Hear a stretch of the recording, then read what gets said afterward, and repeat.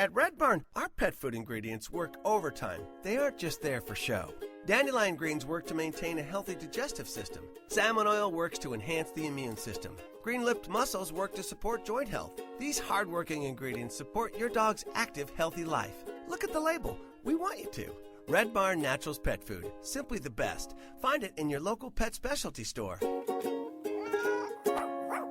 Visit redbarninc.com to save $1 on Red Barn grain-free canned food. Blog Talk Radio.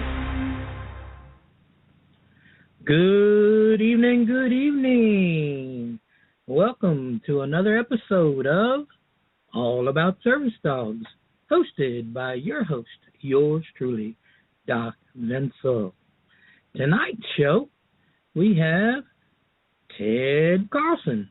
He'll be with us tonight, and he'll be sharing with us about his processes and things he's doing with his training business, and we'll get the crossover and we'll see just what it can do for us and see what kind of information we can get out of him that might help us in some of our issues. Thanks everybody for tuning in, and thank you for sharing during the process of the show or right now. Please press the follow button so that we know you stopped in. I get a general count, but if you press the follow button, then I'll actually know who you are, and you can get updates about when we're going to be on and who the guest is and what the topic's going to be. So show us some love and press that follow button. And while you're at it, call a friend. Tell them they need to listen to Ted. Now, if you need to get up and go somewhere within the next hour, you can take us with you. You can call 646-668-2499, and then you can listen on your phone. And so that'll be a good thing for you. You just call that, you can listen, then you can be mobile, and you're not stuck by your computer. All righty. Well, Mr. Ted Carlson, greet the people and give us a little introduction to Ted Carlson Dog Training. All right. Thanks, Doc. Thanks, everyone listening. Thanks for having me. Yeah, my name's Ted Carlson of Ted Carlson Dog Training. I'm located in Mandeville, Louisiana. I'm a balanced dog trainer, which means I believe in the, consequence for the correct behavior and the incorrect behavior. I do a ton of pet obedience, behavior modification, and rehabilitation. I rehabilitate dogs from anxiety to stress to aggression on a daily basis. And I also do a lot of puppy stuff, building manners and, kind of just the fundamental skills, as well as doing basic and advanced obedience. I train police dogs, service dogs, search and rescue dogs, you name it. If it's a dog, I train it. Very cool, very cool. Ted, I read somewhere that you also give webinars to handlers and... I do, that's right. Yep, I do a ton. I put a ton of stuff out there, so the best way to follow me is find me on Facebook. I put a ton of content up. I put up what I'm doing almost on a daily basis, so find me on Facebook. That's the best way to follow me. I also do a blog on Medium. You can go to medium.com and search Ted Carlson Dog Training on there. Find me there. I'm on Instagram at Ted Carlson Dog Training, and then I'm on Periscope at Ted Carlson. You can follow me on there. I do live training sessions almost daily, as well as a live Q&A where people can get on Periscope, ask me any of their dog training questions, and I answer them live right there. You can also get on my Facebook page before that and ask your questions. When I post when the next Q&A is going to be, you can ask your question right there in the comments, and make sure that they get on the show too. So I do a live Q&A, and really anything from pet obedience to bratty behavior to working dogs and service dogs. Get your questions in, and I can get them answered. Okay. it seems like this might be the week for folks who are doing webinars on Periscope. Now, Periscope is awesome. Periscope is a really great way to get in touch with everyone, and the awesome thing about it is you go on there, you find me at Ted Carlson, you can turn on the notifications, and every time I come live, you get notified right on your phone. Pretty cool, pretty cool. I had a trainer on when must have been Monday night. Could have been Friday. But he also does webinars on Periscope. And I said, I might need to check that out because I like the idea of the visual. You know, this radio is good, but when you're as good looking as me, a visual is what's happening. Yeah. Okay. Well, Ted, let's talk about how did you get into dog training, and what was your process of saying, I think I'll be a dog trainer? Yeah, well, dog training is what I've done my entire adult life. I'm a Air Force vet. I did 10 years in the Air Force, and 8 years of that was spent as an Air Force military working dog handler. I worked as a police dog handler, working, explosive detection dogs, narcotic detection dogs. Did 3 tours overseas with that. Became a military working dog trainer. And then a couple of years ago, I separated from the Air Force and started my own business.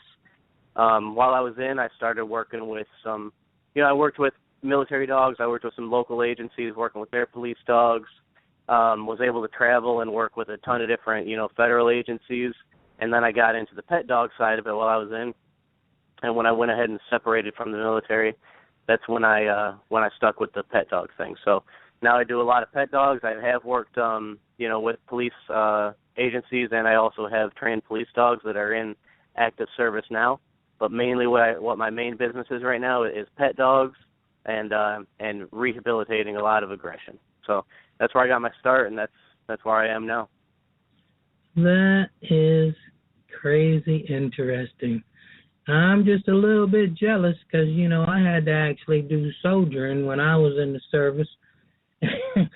And I didn't get to play with the dogs, but that's cool. I ain't mad at you. Yeah. Good. Well, thank you for your service. Well, thank you. And did you have an interest in dogs before you got in the Air Force, and that kind of just fell in? Yeah, I've had dogs my whole life. Actually, my childhood dog, I got a tattoo of him and everything. So, I've had dogs my whole life. Been around dogs as long as I can remember. It's always just been a big part of my life. When I joined the military, I joined as a cop, but I knew immediately I had to get into canine, and I did as soon as I possibly could. Well, that's cool. That's a good route to go, and that's a good foundation to have. Let me ask you this: with your civilian dog training, you said you do some puppy stuff, you do some basic and advanced obedience. Is any of those obedience through the dog trials, through the AKC or the UKC, or? Yeah, I am. I'm an AKC Canine Good Citizen Evaluator, so I can do that for any dog that comes through. If I get a dog in that the owner specifically wants to do Canine Good Citizen, we do that. I have other clients that have done just the Canine Good Citizen test itself. They're already prepared, so I do that. And then I work with some of the therapy dogs around. I work with a few of my clients are therapy dogs and have gone on to even advanced therapy certifications and that sort of thing too, which AKC is a prerequisite for that stuff. Right. Let's see. I want to chase down that AKC a little bit. Do me a favor and take a minute and convince me, and when I say me, I mean people that's listening, because as an evaluator, I'm already convinced, but I need somebody else to do some talking on the same thing, because, if they hear me say it all the time, they get tone deaf. But when they hear another person say it, maybe they say, and listen in. But convince me, a owner, trainer, service dog handler, why I should pursue the Canine Good Citizen title. Yeah, so as a service dog handler, I mean, you have to. It's just something you have to do. But as the typical pet dog owner, it's something you definitely want to do.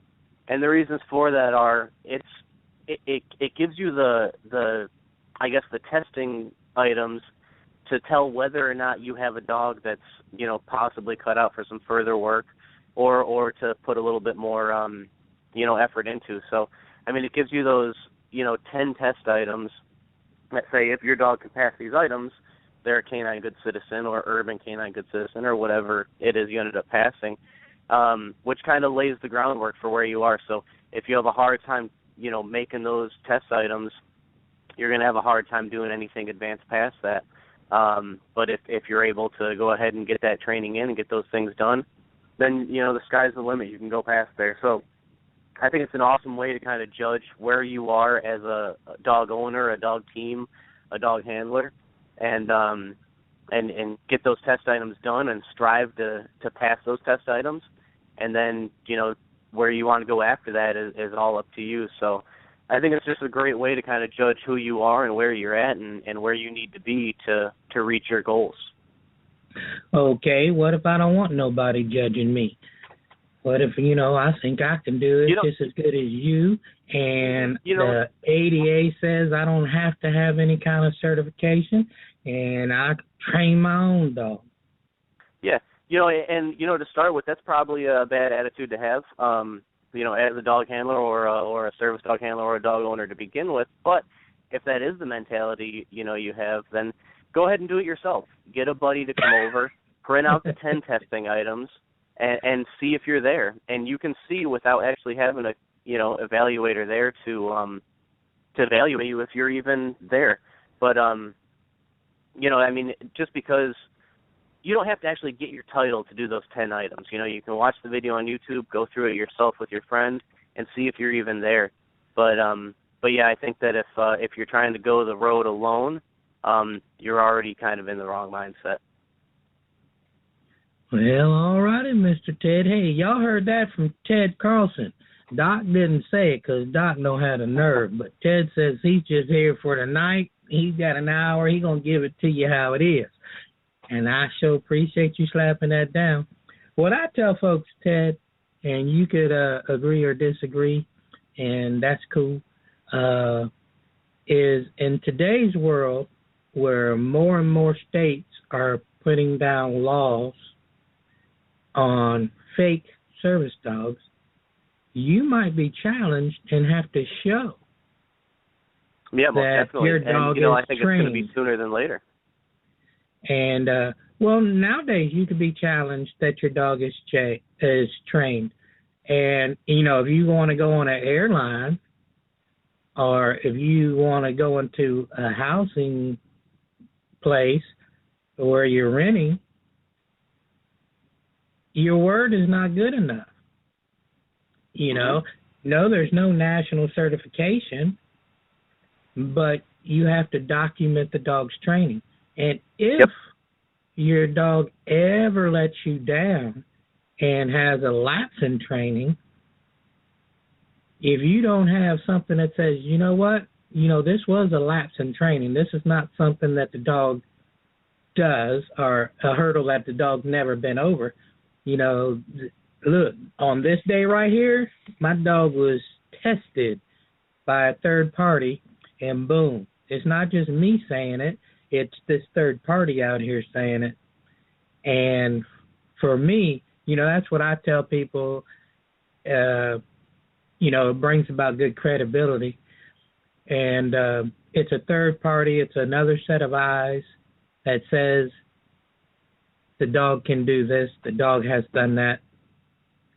And so, Yeah, 100%. I think you definitely want to have that ammo behind you in case somebody does come and say, I want to question your reliability. So, yeah, you definitely want to have that stuff behind you. You want to have all your paperwork and all your training records and your logs and your canine good citizen test and all that stuff, ready to be presented as you need to. But I think you bring up a really good point about service dog selection, and I think that's where a lot of people are lacking right now in selecting the dogs that they're deciding to be service dogs. I think that there's a lot of people with pet dogs that they want to become a service dog, and I don't think that's the right way to go about it. I think you should be selecting a dog to be your service dog versus just your buddy that now you want to take into, stores and on airlines and that sort of thing. So, yeah, I think, both of that, one, you definitely want to have the ammo behind you in case someone does question your reliability, but I think you want to take a proactive approach on that and get the best dog you can so that, your reliability doesn't come into question. Yeah, there you go. And the thing about choosing a dog and the right way to choose a dog, a lot of people have different opinions. What's your opinion as a professional dog person, a dog trainer, if you will? How would you go about helping somebody if they came to you, they said, hey, Ted, I'm going to need a service dog, and little Fifi is not going to get it? Fifi's really good around the house. I love Fifi, but Fifi's probably not going to be the best for me in my needs as a service dog. Walk us through what you would do with the person that comes to you saying, hey, it looks like I'm going to be needing a service dog, and I want you to help me train it. So help me pick one out that's a good one. Yeah, the first thing I would be doing is I'm looking to the reputable breeders that I personally know. And that's where I'm going first. And I'm going to talk to them about the lines of the dog, where they come from, the temperament of the parents, the temperament of their parents. And I'm just going to go down the line, and I'm going to find the dog that I believe will have the best temperament and be as structurally and behaviorally sound as possible, and start from there. I would go the route of finding a reputable breeder to start with, as well as, finding a dog that's going to fit the needs. I mean, because if we're doing, mobility assistance, you're definitely going to need a dog that has some sort of structure to carry the weight of an adult human being. So, there's that to go with it too. But yeah, I think you want to make sure that your dog's mind is right before we even get into any training, and get the dog that's going to be set up for success as much as possible. And I mean, getting dogs from rescues can be really, really great. You can get a ton of dogs out of the rescue, which is the worst place a dog could be. You can get somebody that needs a dog for, relatively inexpensive, and that stuff. So there is a ton of really great stuff that can go with finding rescue dogs, but at the same time, you can fall into a lot of other issues with your rescue dogs that's just going to put a giant, roadblock in the way of becoming a service dog. So I think you want to be really, really careful when you're looking at, rescue dogs or backyard breeders or your pet dog when it comes to making them a service dog. And I think that if it's something that you genuinely need, that you should be looking at the best possible outcome right from the get-go, which I think would be a reputable breeder. That's great. Now, we just did something there that I want to back up, and I want to shed a spotlight on it because some people might have missed it. What we did was we talked to a professional trainer, and we said, help me find a dog. Now, that trainer, one, he knows what he's looking for. After listening to you, he knows what you're needing, and he knows what to look for in the dog. And he also knows some good breeders in the area. And he knows breeders of the types of dogs that would be helpful to you.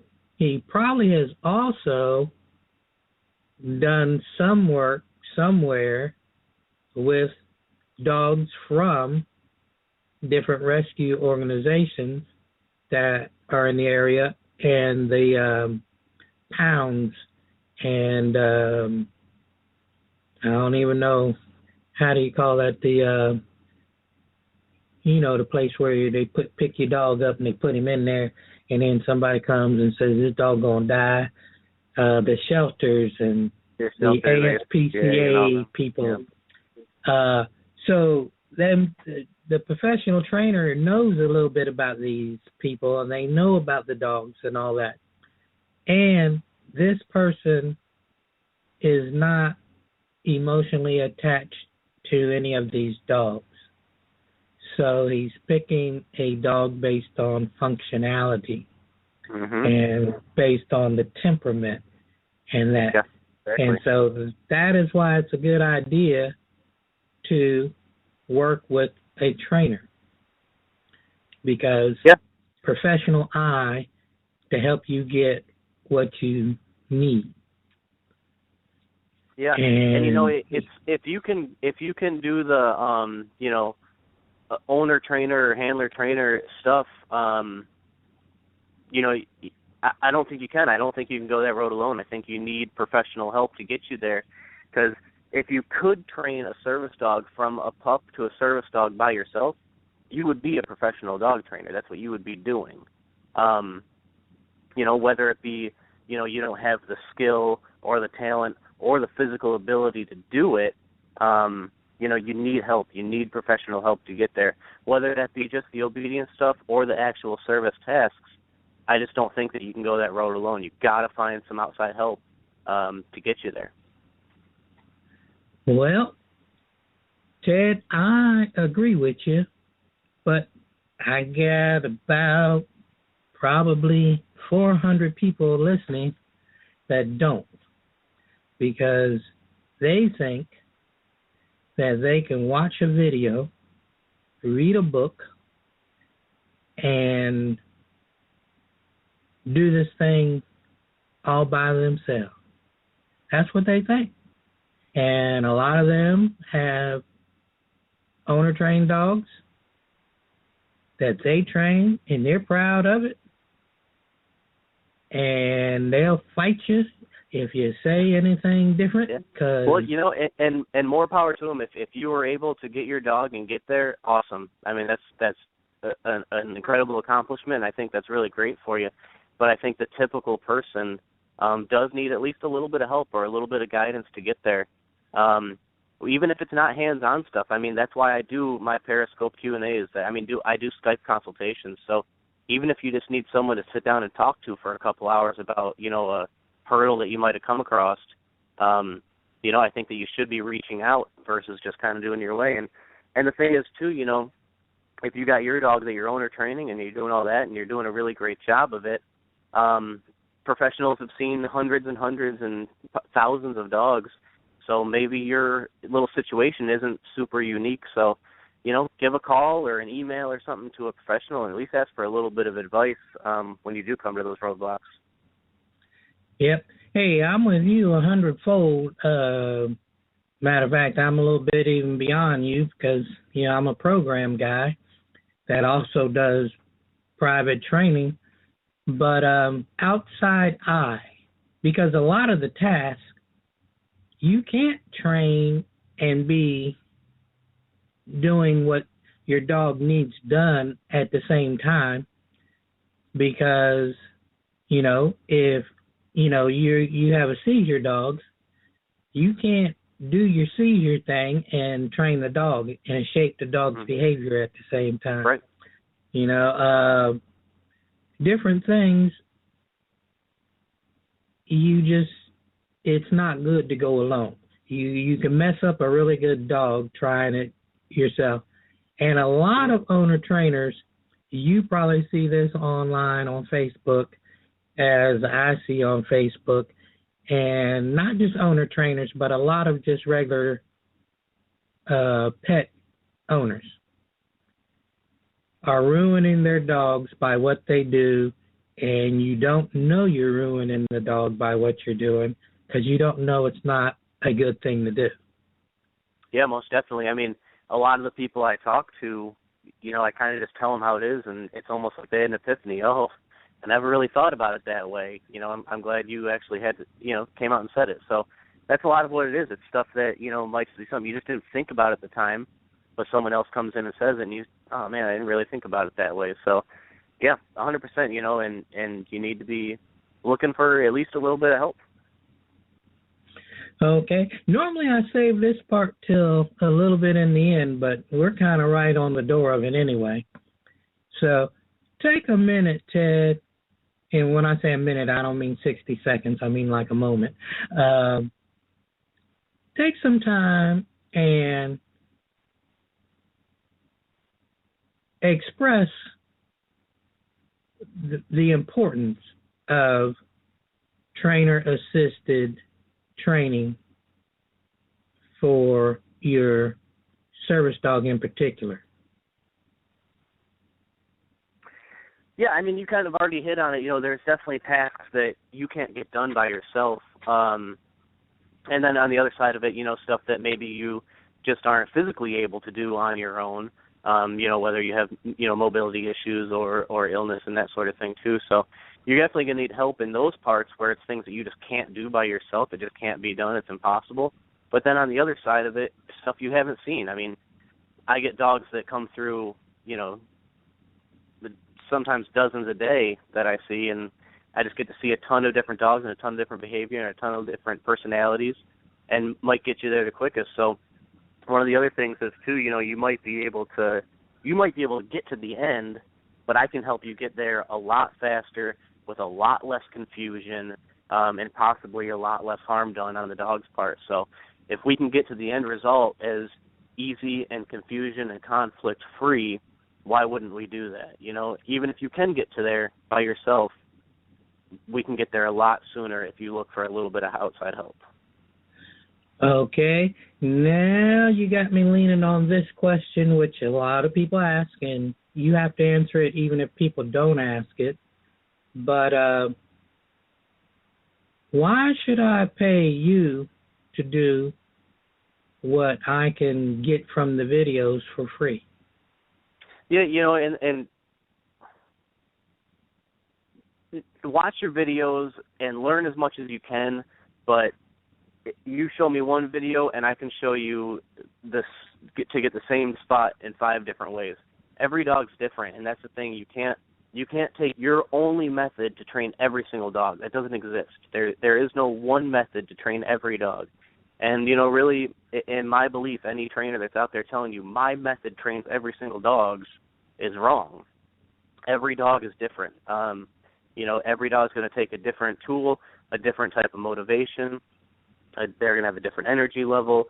Every dog's going to be different. So you can watch a video that somebody put out online of them with their demo dog that got the video done, but then you try to apply it and your dog has a different energy level, not motivated by the same things you saw in the video, and you're not getting the end result. And you're possibly causing more harm, too, in the time by trying to emulate what someone else is doing, but it's not transferring to your dog and ultimately hurting your relationship. And if you do plan on that being your service dog, you know, hurting your relationship is the last thing you should be doing. Wow, I'm ready to write a check right there. I don't want to mess up my dog. Okay, well, let's check this out. Let's move a little bit. Talk a little bit about your webinars. Let's see if we can touch on that and see what kind of interest. Who is your target audience for your webinars? Yeah, so my webinar, you know, the main reason I started doing the webinar was because I want to be able to reach out to as many people as I can, you know. And like I said, I'm located in Mandeville, Louisiana. I have a huge client base here. I got a ton of people around here.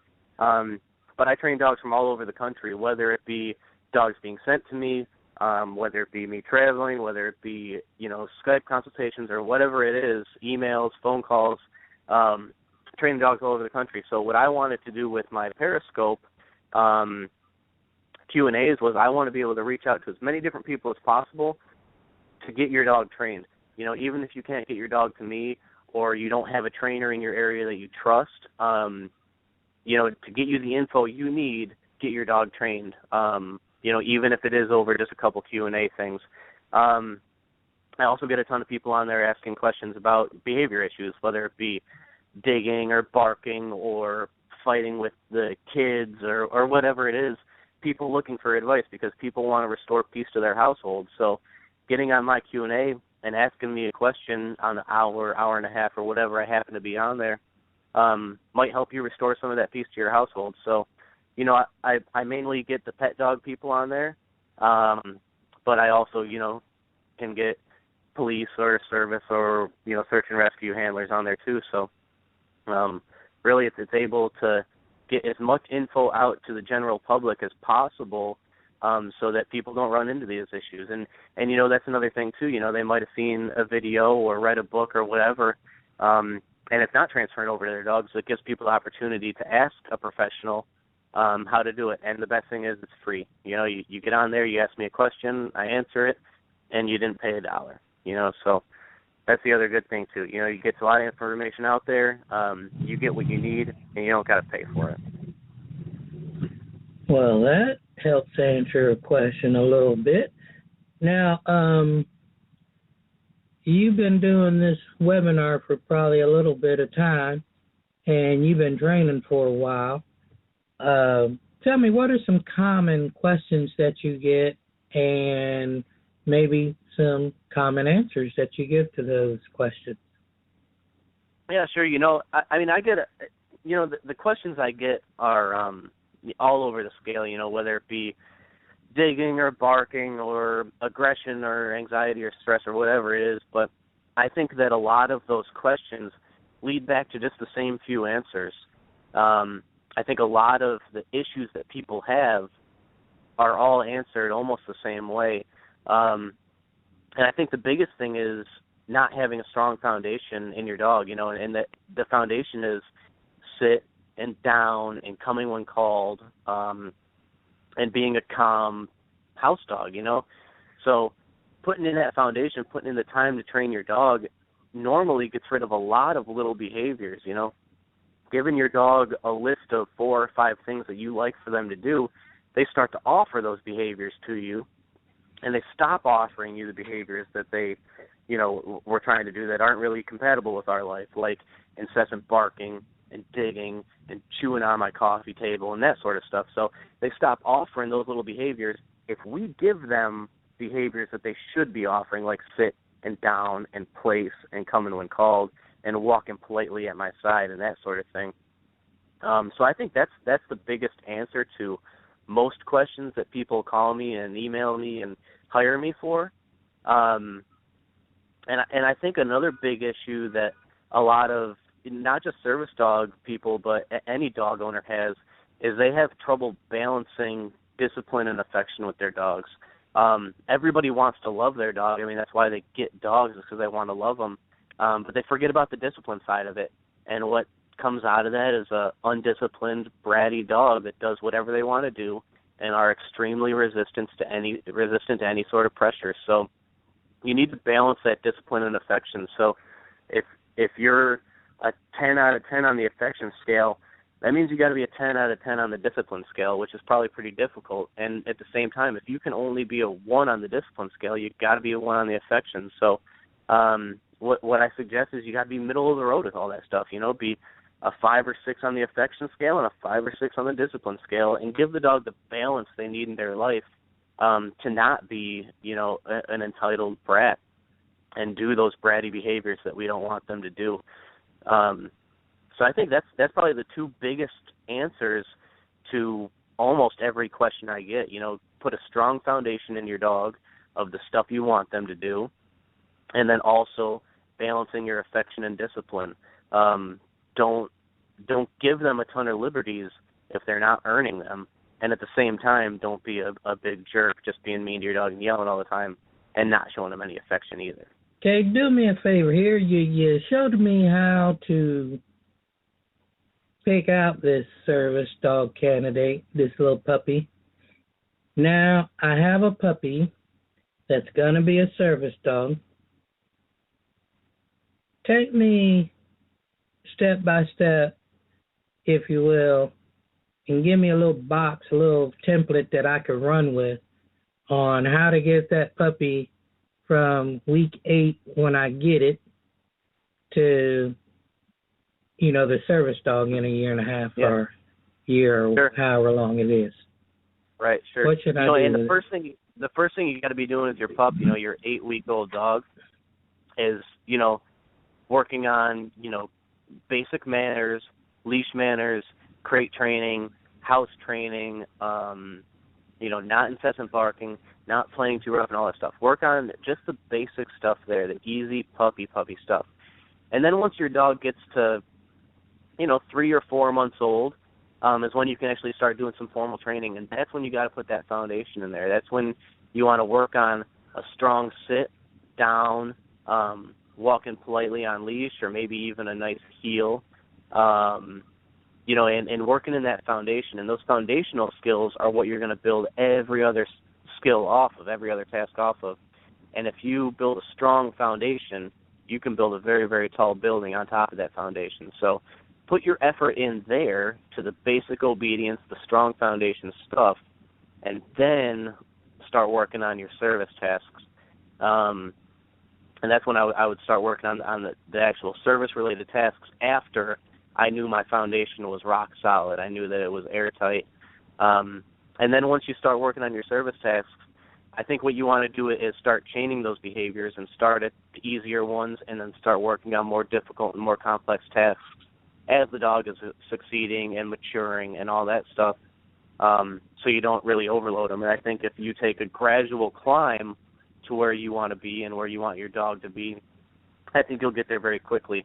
But I think if you try to dive in too much too soon, and you're trying to jump steps and you're trying to get to the end goal too fast, I think you're going to meet a lot of resistance and have a lot of trouble getting to where you want to be. So, successive approximation, work your way up to where you want to be, and gradually get there versus trying to sprint to the finish line with it.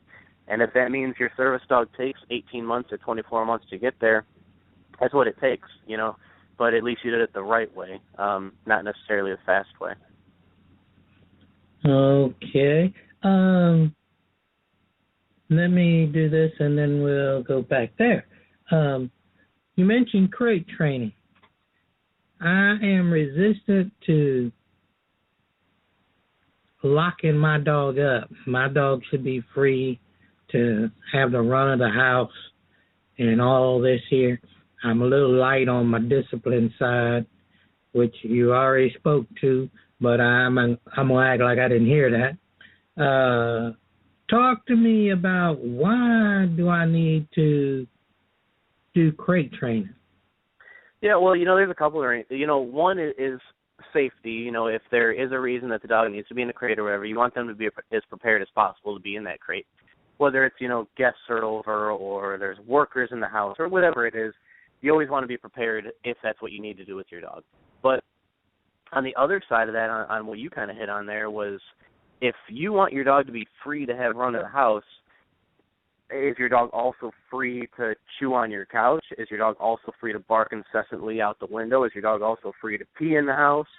And do all that stuff. So if you think that your dog should be free to do whatever they want to do, your dog will do whatever they want to do. And then when you try to stop that behavior, it's going to come out in some pretty nasty ways, like barking and growling and snapping and biting, because that's how dogs meet resistance, with the things that dogs know how to do. And dogs have claws, and dogs have teeth, and dogs have voices. So that's what they use to get their point across. So I think if you give your dog all of those freedoms and say that, my dog can do whatever they want to do whenever they want to do it, your dog will do whatever it wants to do whenever it wants to do it. And then when you try to stop that behavior because you let it too far, your dog's going to meet that with a ton of resistance. So I think that crate training is a healthy place for dogs to be. Crate training is a safe place for dogs to be. And I think it's also a great way to manage your dog when, one, you don't necessarily need them, or two, they might be getting into a little bit of, a hyper state of mind or at least arousal, and you can use it as a management tool to calm them down a little bit and get them back into that calm state of mind like they should be, and then they can focus on their service tasks again. All right, I'd love to pitch that one up because there is a lot of pushback on the crate, and I don't get it myself, but, after listening to the people, you know where they're coming from. He's okay, I get it. Yeah, I mean, You I know. get that, you want your dog by you, and that's why you have them and all that stuff. But at the same time, if it's an unhealthy thing, then you can't be doing it. But, a big thing, too, that I try to push across to a lot of people is if you don't have a problem, you don't have to fix it. Now, doing things can definitely lead to problems down the road, for sure. But, people sometimes ask, well, should I be doing this with my dog or should I be doing that? And if you don't have negative fallout coming from your dog, you don't have to put a ton of structure in there. I mean, dogs definitely strive from some sort of structure in their lives, but some dogs need much, much more structure than other dogs do. So if you don't have a problem with allowing your dog to, roam the house and then sleep in their bed when you tell them to go sleep in their bed, then maybe you don't have to worry about the crate training thing too much. But if you do have a dog that does have negative fallout, I'm willing to bet that that's one of the areas that will help your dog along. Yep. I'm gonna help you out. I'm gonna sing alongside with you a little bit. We're gonna do a duet. I like to tell people some of the same things you said about the crate and add to it that a dog is a domesticated wolf, if you will, and a wolf is a den animal. They like a den. That's his little private place. You want your little private place. And I like to say to mothers, because I deal with a lot of mothers because my service dogs are for kids, and it's like, when you get the feeling, can I go anywhere and get some peace? I can't go anywhere and get peace. That's how the dog feels sometimes. And so when you give them their crate, that's not a punishment deal. It is a management tool that you might use for management, but it's not punishment. It's protection for the dog. Excuse me. It's giving the dog what it needs. It's a time and place where the dog can just say, you know what, I'm not on duty. I'm just chilling. I need a timeout. He could go give himself a timeout. And that's definitely it's a right, beautiful thing. We don't have to look at it as, I'm imprisoning my dog. It's, I'm giving my dog what he needs. Yep, and if your dog is comfortable in their crate, then even better. Why not let them go in there? Now, of course, there's going to be issues if your dog goes in the crate and they refuse to leave and that sort of thing. Yeah, that's definitely, some bratty, entitled behavior. But no, if your dog goes in the crate when you tell them to, or they even go in there on their own and they enjoy their crate and all that stuff, why not give them something that does make them feel comfortable and peaceful and definitely help aid that calm state of mind that we want? Yep, and I always say if you crate train them properly, then the crate is going to be a positive thing and not a negative thing. If the only time they're going in their crate is when somebody comes to the door, then they're going to see that as a negative thing, because when that bell rings, now all of a sudden I have to go to jail. Any other time I get to run their house. But so it's all in how we do it.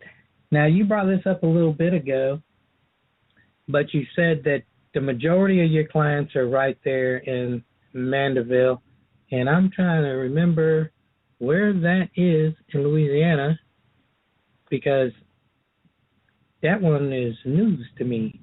Mandeville is just north of New Orleans. We on the north side of New Orleans, there's Lake Pontchartrain, and then we are on the north shore of Lake Pontchartrain. So you cross New Orleans, you go over to Lake Pontchartrain Causeway Bridge, and we are on the opposite side of that bridge. So we're about 30 minutes drive till you're in New Orleans. So just north of New Orleans. I just had a brain cramp. That's all. I should have known that. I lived in New Orleans 2 years, and of course I was in central Louisiana, and I was over there in west Louisiana. So I knew a little bit about what was going on in Louisiana. So that's where the basic bulk of your clients are. but you said you do travel as well.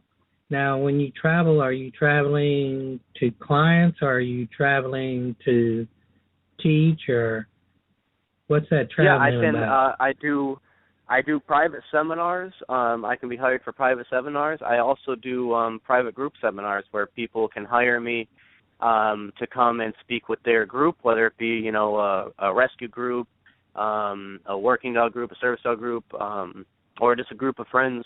But I do private group seminars as well, where you can hire me to come out and we would do that. Those are typically like a 2-day thing. But yeah, if I need to I need to travel for a dog, that's definitely an option for me. So just because I do live in Mandeville, Louisiana, does not mean that I don't travel to train. All right. Now let's go back to your base there in Mandeville. You mentioned a little bit about board and train. Now, you do board and train there at your place, or you board them somewhere and train them, or how do you do that? No, they're with me. I have a training room and facility right here on my property, and I take in anywhere from 3 to 4 to 5 dogs at a time. I also do day training where some dogs get dropped off during the day and picked up in the evening. But yeah, dogs that come through here for I call it stay and train, because they're not in a boarding kennel. Come here for anywhere from 2 weeks to months or however long they need to be to complete their training. Okay, well, cool. Now let me ask this just to make sure. Do you do any breeding or just training? No, I don't breed. I have reputable breeders that I know all over the country. I do not breed. Okay, cool. Now, are you in any group of trainers there in Louisiana or New Orleans, for that matter? No, I work with handlers and dog teams from a ton of different organizations around here. I work with the Louisiana Search and Rescue Task Force, police handlers and stuff, but I'm not a member of any of the clubs or organizations here. All right. And you are sounding a whole lot like another guy, and now I know you're a different guy, but and he's from Louisiana, and I was looking back at my previous show notes to see if I could find him. I can't find him. Maybe he's listening. He'll send me a message and say, "Yeah, Doc, that's me." But it's just so funny how, after doing this show for such a while, how a lot of us, we sound a lot alike. Yeah. And it kind of makes you think, wow, I must be doing something right. Oh, my goodness, I must be doing something wrong. Everybody's agreeing with me. Yeah. I'm not on the cutting edge anymore. Well, I got to do some more study or something. But that's interesting. Okay, so I'm looking at my clock here, and time is just flying by, and we're just having a good old conversation. And I want you to be able to present the message that you want to present, and I want you to be seen as the person you want to be seen as. So take a little time, and knowing that you're talking to the service dog world, and these are handlers, owner trainers, other trainers, program directors, program trainers, people that live with somebody who has a service dog, and people that are looking to see if they want to get a service dog, and some breeders I have that listen in. That's your audience. That's who you're talking to. Talk to these people for a bit and just share some things that you think maybe they need to hear. Maybe from your observation it looks like they need to hear it, or maybe, it's just, the flag that you fly that you want to make sure that people hear. Just be free to communicate with the people a little bit. Yeah, sure. Well, again, thanks to everyone that's listening and has listened to me for the last, 50 minutes or whatever I've been talking. So, but yeah, I mean, when it comes to any sort of dog training, there's definitely a right way and a wrong way to go about it. And, there's a way that your dog will learn best and there's a way that your dog won't learn best. And I think that's why you need to be open to different training and methodologies and tools that are out there. So I think if anyone's coming into it saying that, I only have my way or the only way that I believe in to train dogs, I think you're really backing yourself into a corner that way. And that's why I'm a balanced trainer. That's why I believe in consequences for correct and incorrect behavior. And that's why I use everything from food to hot dogs to prong collars to remote collars to clickers and whatever it may be. I use any tool that's going to get the dogs where they need to be as quickly and confusion-free as possible, because I think anything other than that is unfair. I think that anything other than that is even borderline inhumane, to not give your dog all the information necessary. So if you're training your own dog for whether it be, your financial reasons or whatever it is, you really need to be thinking about that stuff and not backing yourself into a corner by saying that I only believe in one particular method. And that's what I think that's what you need to be thinking about. And then, once you do have your dog and you're training it and everything, you need to focus on that foundation and get that foundation rock solid. And, like I said before, the stronger the foundation you build, the taller building you can build on that. So if you have a really weak foundation, expect a very weak dog after that. But if you build a very strong foundation, as far as genetics will let you get, you can build a very, very strong dog out of that. So I think that's definitely some things you want to be thinking about, and using, reaching out and using, your friends and your community and professional trainers to help you get to where you need to be. And even before you have that dog, again, the service dog selection, you really got to be thinking about what dog you need and then kind of backtrack to what dog you need to get. So, go to reputable breeders, be careful with rescues, probably don't train your pet just because you love them and that sort of thing. And get the dog that's actually going to be a good service dog. Because when you do go and you get, just some shelter dog that maybe fit your needs, or a backyard breeder that, has been, maybe not breeding it as properly as they should for the past couple of years and that sort of thing, you discredit everybody that does have a really well-trained service dog. So if you're going to get into the community of service dogs, I think you need to make sure that you're benefiting the community by training your dog properly and shining a really good light on service dogs, because like what you had on earlier, I think pretty soon there are going to be laws and regulations put in place to make sure people are doing the right thing. So, doing that stuff.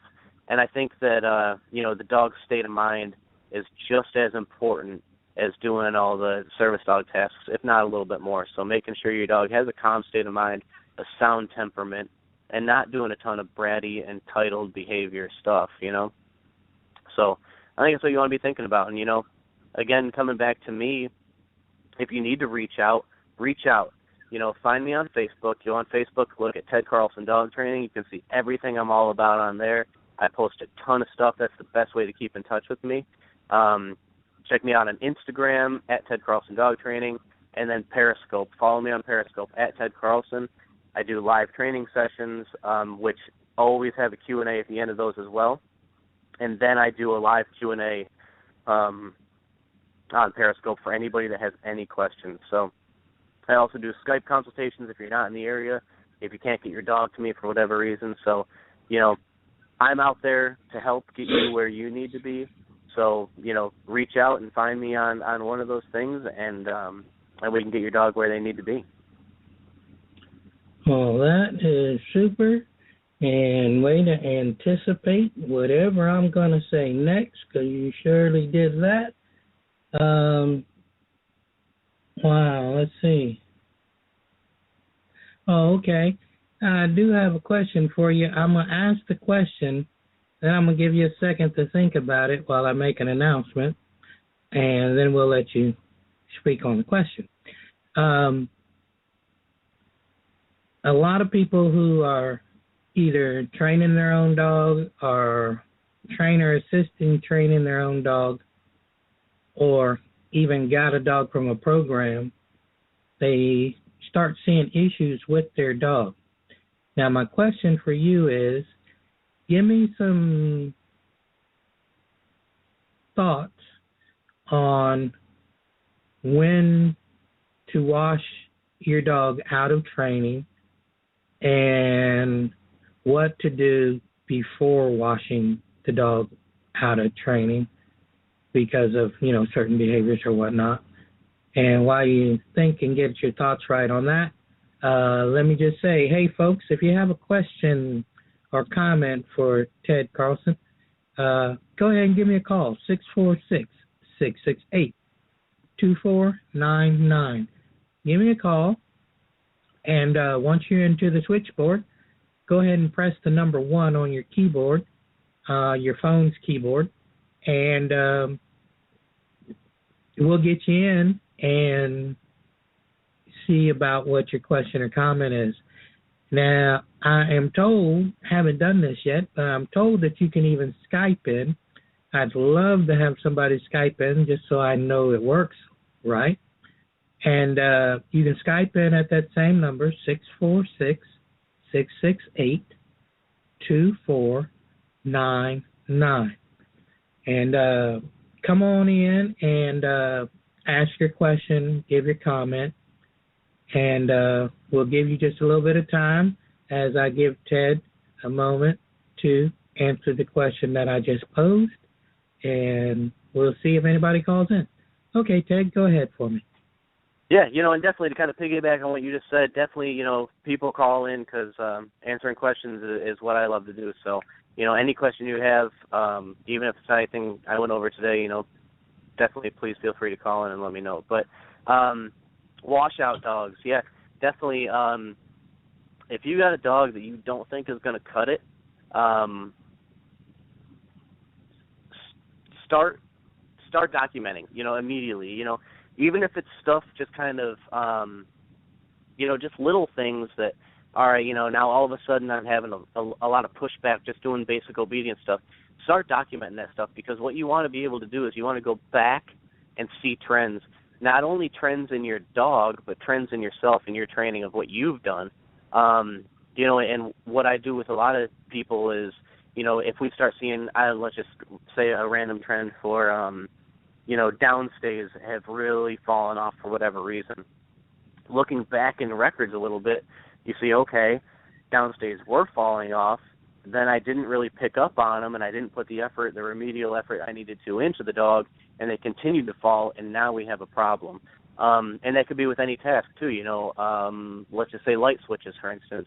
Was having an issue with light switches, didn't put the remedial effort in, and now I'm having a real problem. And I can look back on my records and see that. So that's stuff we can definitely fix if you can look back and see where the problem started and what you could have done to rectify it then. But as far as when it's time to wash a dog out, I think that you would probably want to err on the side of sooner than later. I don't think that you need to push a dog through till the end only to find out they're not going to cut it. I think that you could wash that dog out, replace them with a dog that is going to cut it, and then put your time and energy into that dog. Like I recently talked to a police dog handler who has a dog with some real issues. Dog got pushed all the way through the training, and now it's the end of training, and the dog's not doing so hot. So maybe that dog should have been pushed out earlier, and then got a new dog or replacement to put your time and your effort and your energy into, versus putting into a dog that you pretty much knew wasn't going to cut it anyway. So, definitely document your training so that you know where you might have fallen off a little bit, and then put some effort in that way and put the effort in to fix it. But if you don't think the dog's going to cut it, I think you would want to err on the side of go ahead and wash that dog out of training sooner than later. All right, folks, and there you have it. You have it from Ted Carlson, professional dog trainer, handler at large. He's been doing it for years. He's done it in several different arenas, and now he wants to show you what he can do for you. So, Ted, nobody's calling in. Nobody has a question for you. I guess you did it just well enough, or they're waiting to call in on your show and give you grief on your show. Well, good. I hope you do. You know, either way, we're fine with that. I'm going to let you give those contact points again and give them real slowly in case somebody's trying to write them down. And this time they know that you're about to give them because I'm telling you to give them. And so people have their pens ready and they're ready to write down the information. So give those contact pieces again real slowly, Ted, please. All right. So, yeah, find me on Facebook. Go to Facebook. You can type in Ted Carlson Dog Training. That's TEDCARLSON Dog Training. Or go to facebook.com/Ted Carlson Dog Training, all one word. That'll take you to my Facebook page. That's the best way to follow me. I put a ton of content on there. You can also check me out on YouTube. It's youtube.com/TC Dog Training, or just go to YouTube and type in Ted Carlson Dog Training. You find me right on there. Follow my channel. I try to put up as many videos as I can on there. Instagram, I'm on Instagram. Go to Instagram and follow me. It's at Ted Carlson Dog Training.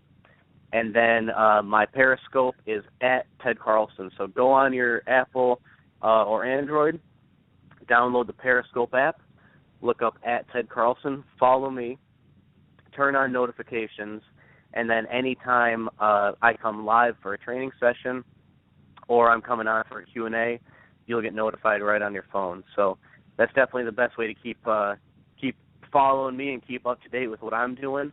And then at the same time, you know, you can email me, tedcarlsondogtraining@gmail.com. Send me an email with any question you might have. If you want to set up some training, you want to get your dog to me for a stay-in train, or you want to do a Skype consultation or anything like that, get in touch with me, send me an email. I got all my info on my Facebook page, too. You can send me an email on there. Give me a call on the phone if you want to talk in person. And those would definitely be the best ways that anybody can get in touch with me, and we can go ahead and get your problem solved and your dog's trained. All right, folks, there you have it from Mr. Ted Carlson. And I encourage you to get in touch with him if you have resonated with his style, his tone, his openness, and his willingness to work with you about your dog. And, Ted, I just want to say thanks for coming on tonight and thanks for sharing. Time you say, hey, man, thanks for having me, and no problem. Yep. All right. Well, thanks, Doc. Yeah, I really appreciate being on, and I want to thank everybody that was listening. I really appreciate you taking the time out of your day to listen to what I had to say. So, definitely thank you. I really do appreciate it. Well, all righty, folks. Hey, tune in again. Our next show will be Friday, and we're going to have a veterinarian on the show, which is a real special thing. Because you always hear me say I'm not talking as a veterinarian, I'm talking as just a dog man who's been in dogs forever. And, you know, I know my way about dogs. You know, I'm into people health and wellness, but they say that these vets are better than people docs because they have to deal with people without hearing them talk. So we are having a vet on, and she's a veterinarian, not a vet like myself and Ted are, but a veterinarian, and she's going to give us some inside scoop on the way they see things.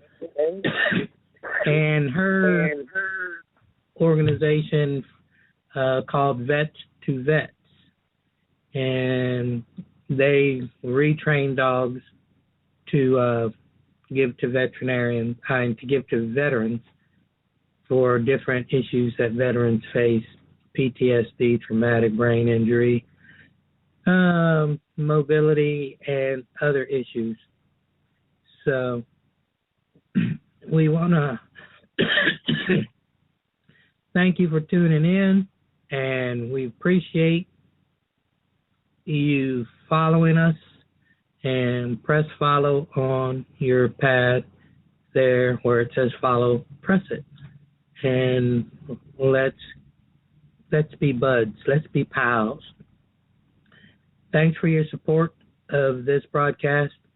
And, excuse me, let us know who you might want to hear and what guests you might think would be good guests on the show, or what topics you'd like for us to discuss. And we will get it together for you. So thank you. God bless you. We love you. Love your dog. And your dog will love you right back. Good day.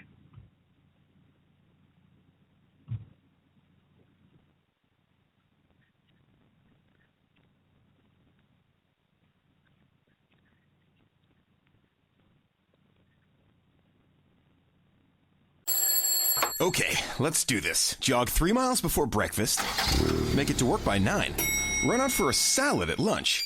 Oh, time to own that meeting at 3. Yes, 10,000 steps. What's next? Fearless is not hitting snooze. That's the power of the Blue Cross and Blue Shield Federal Employee Program.